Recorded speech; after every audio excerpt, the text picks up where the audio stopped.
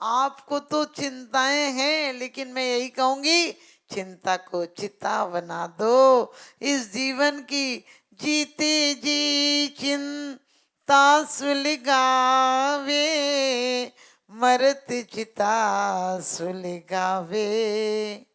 ना कुछ लाए ना ले जाए तो भी मन भरमावे। ना कुछ लाए ना ले जाए तो भी मन भरमावे। नर चाहे तो नर काया से नर भव सफल बनावे, और ना चाहे तो पाप कमा के दुर्गतियों में जावे। हमें पाप नहीं कमाना है, हमें इन सांसों की ईंटों को स्वर्ग के महल बनाना है। हमें आर्तरोद्यान की ईंटों से नरक की भट्टियां तैयार नहीं करना है।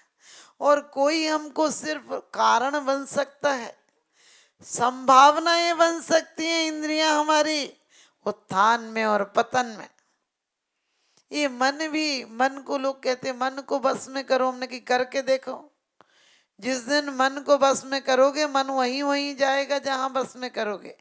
अरे मन को आदत बना दो। सज्जनों के बीच में, उनके बीच में बैठो जो तुमसे बहुत कुछ ऊंचे हैं। क्षुद्र के बीच में मत बैठना, क्षुद्र मिल भी जाए तो व्यर्थ है, और परम उत्कृष्ट ना भी मिले तो भी श्रेष्ठ है। कभी मत सोचना हमको ये नहीं मिला, अरे जो जितना मिला यही रह जाएगा। हमारी सांसों की लड़ी टूटेगी, उसके बाद इस घर की एक सुई भी हमारे काम की नहीं रहेगी। यह मानव देह की भली घड़ियां कौन जाने काल मिली न मिली, और तरुणाई परित रात फिरत बुढ़ापे में दे हिली न गिली। और शमशीर की भली पवन ये कल प्रात समय में चली न चली, और कहते कलिकाल कुठार लिए फिरता यमराज की मार झिली न झिली। भजले रसना प्रभु नाम जरा तू अंत समय में गिली न गिली। क्योंकि ये रसना अपने आप में कहती रसना दोनों काम ऐसे करती, बकना और चखना। आप समझ गए, हम बकते भी हैं और चखते भी हैं, खा तो पाता ही नहीं आजकल। आज ये मत सोचना मैंने बहुत तरक्की की है, हमने तरक्की तो की है, लेकिन आचार्य कहते हैं सम्यजुदन मोक्ष, सम्यक्त के साथ है तो मोक्ष सुख का कारण है, और सम्यक्त से रहते तो दीर्घ संसार का कारण है। संसार का बढ़ना रे नरदेह की है हार है, नहीं एक क्षण तुझको अरे इसका विवेक विचार है। निर्दोष सुख निर्दोष आनंद लो जहां भी प्राप्त हो। आप ये मत सोचना, घर में बच्चे का जन्मदिन हो जाता है, बोले माता जी थाली बजाई, ताली बजाई, हमने क्यों क्यों बजाई? बोले घर में एक नया मेहमान आया। हमने कि इतने पागल तो पहले ही से मौजूद थे, एक और नया आ गया। आप सबको बताती हूँ, अपने बच्चों को लाओ तो पहले स्वर्ग में यदि स्वर्ग के जीव आए होंगे तो क्या होगा, घर में बल बुद्धि विक्रम सब कुछ बढ़ेगा। और नरक के जीव आए होंगे तो काम वासनाएं बढ़ेंगी।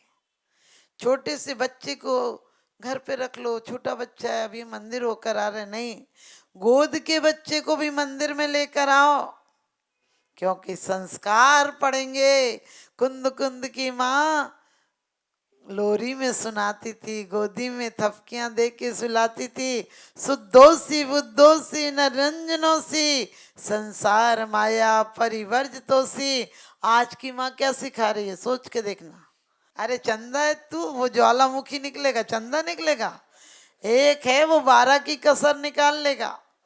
पहले 12 होते थे, सब अपने अपने बस्ते उठाए, और माँ ने जो रोटी दाल जो बनी है भर पेट खा के बढ़िया मस्त गाते नाचते। आज के बच्चे देखो आधे पागल तो वो वैसे ही नजर आते, वो अंग्रेजी स्कूल में पढ़कर वो मंदिर में आते हैं तो भी बेचारों को नमस्कार करना नहीं आता। मैं ये नहीं कहती कि इंग्लिश स्कूल में मत पढ़ाओ, पढ़ाओ बच्चों को, दुनिया के साथ चलना पड़ेगा, लेकिन कम से कम घर में आप कुशल यदि माता पिता हैं तो बच्चों को शाम को 10 मिनट 15 मिनट हर घर में आप कहोगे माता जी कोई नहीं मानता, अरे जो छोटे छोटे बच्चे तो मान नहीं जाते हैं। और हर घर में प्रार्थना होने लगे, हर घर में 10 मिनट तो निकालो कम से कम। और जब बच्चे को पहले दिन मंदिर लाते हो, बाकायदा मंदिर में एक कपड़ा लाओ, उसमें साथिया बनाकर, बच्चा पहले दिन जैन कुल में आया है, जिनेन्द्र देव के दर्शन करने आया है, उससे श्रीफल चढ़वाओ, मंदिर में द्रव्य की थाली चढ़वाओ। क्योंकि जब भी स्वर्ग में कोई भी चारों निकाय के देव जब पैदा होते हैं तो सबके यहाँ सबसे पहले क्या वाद्य बजते हैं। कोई भेरी, किसी के यहाँ झारी, किसी के यहाँ अलग अलग बाजे बजते हैं। और सबसे पहले वहां तो अंतर मुहूर्त में पूरी देह पूरी हो जाती है, तो अंतर मुहूर्त के अंदर जिनेन्द्र देव के दर्शन करने आते हैं। ये हम तुम शादी की तो 50वीं शादी की सालगिरह मना रहे होते हैं, हमने कि अब सन्यास के दिन शादी की सालगिरह ही मनाते रहोगे। सच पूछो तो सालगिरह भी मनाना है शादी की, तो धार्मिक अनुष्ठान पूर्वक मनाओ। एक कौम के इंसान तुझे चलना नहीं आता, एक बार गिर गया तो संभलना नहीं आता। अभी कुछ नहीं बिगड़ा, अपने बच्चों को राम हनुमान हम कहते हैं महावीर कि भगवान तुम्हें आना पड़ेगा, भगवान तुम्हें आना पड़ेगा, भगवान आएगा? यहाँ एक आदमी चला जाए वो वापस नहीं आता, भगवान आएगा क्या? भगवान नहीं आएंगे। और ना महावीर, ना आदिनाथ, ना पारसनाथ, ये सिद्ध शिला से थोड़ी हमारे लिए आएंगे। लेकिन सच पूछो हमारी तीव्र अनुराग, तीव्र अनुरक्ति उनके प्रति रहेगी तो हमारी कर्मों की श्रृंखला, जो आपको पता है जहर को अमृत में बदलने की कला होना चाहिए। क्योंकि आज तक लोग कहते तिथि देख लो, तिथि देख लो। हमने कही भगवान तो हमारे मावस को गए तो दिवाली कर गए। हर तिथि शुभ हो जाती है, जिस दिन आप अच्छा काम कर लो वो तिथि शुभ हो जाती है। जिस दिन अपना द्रव्य दे दो वो द्रव्य पावन हो जाता है। धन पावन कब हो जाता है? दान के द्वारा हो जाता है। देह पावन कब हो जाती है? समंत्र भद्र स्वामी कहते हैं स्वभाव तो असुचो का है, रत्नत्रय पवित्र थे। तुम अपने पैर छूने लगो खुद तो लोग क्या कहेंगे? पागल। और देव सास गुरुओं के पैर छुओ, वंदना करो तो क्या कहेंगे? पुण्यात्मा। आप समझ गए? अपने लिए खर्च करो, मैं ये नहीं कहती हूँ कि खर्च मत करो, लेकिन उद्देश्य हमेशा ये रखो कि परमात्मा यदि घर भी बना रहे हैं तो साधुओं का आगमन हो। इस उद्देश्य से घर बनाओगे तो घर भी मंदिर हो जाएगा।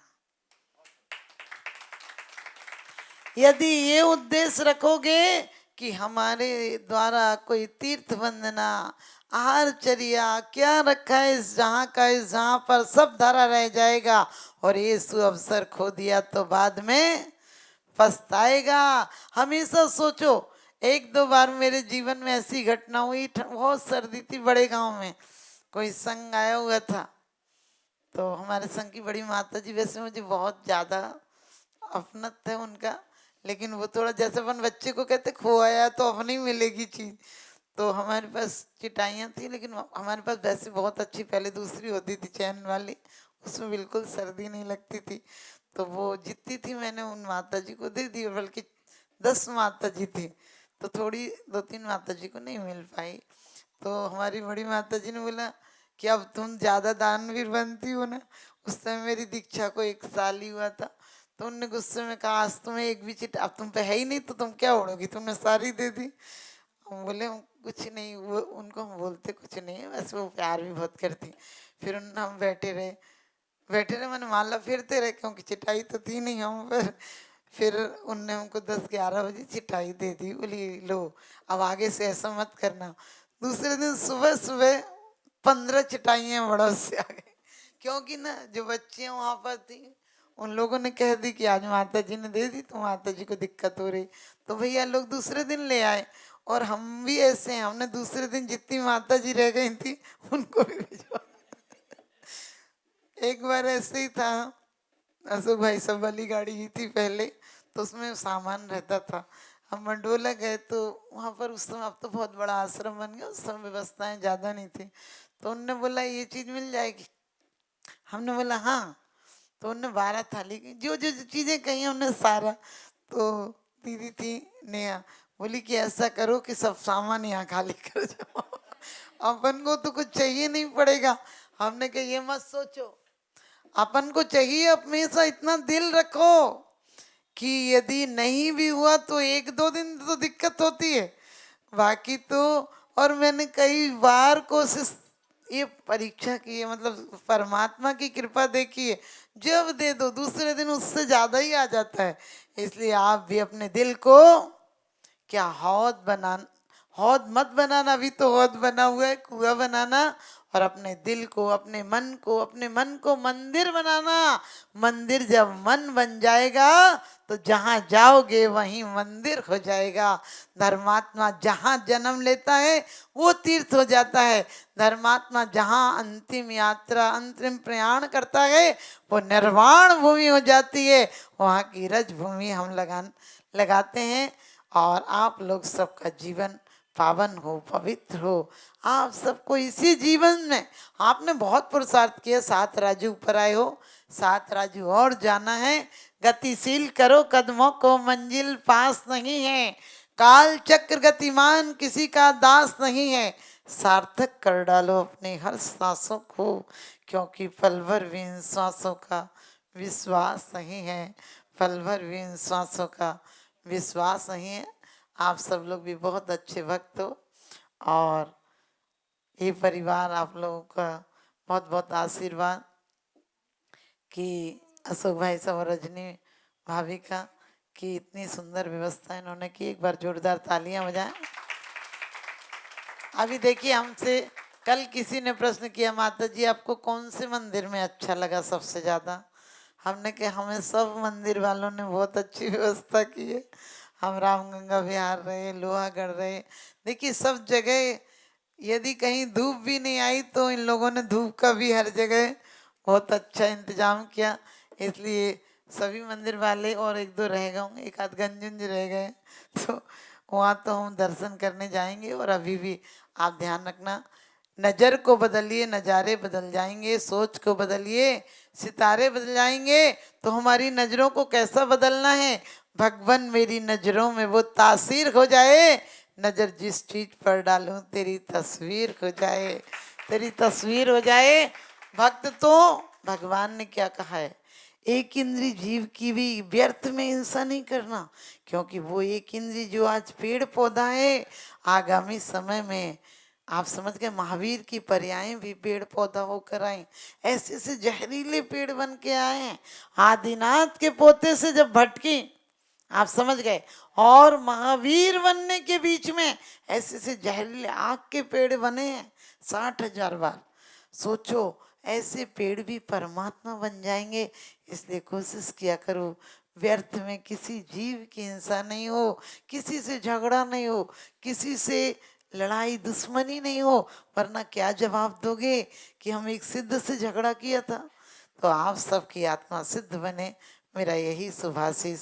बोलिए आदिनाथ भगवान की।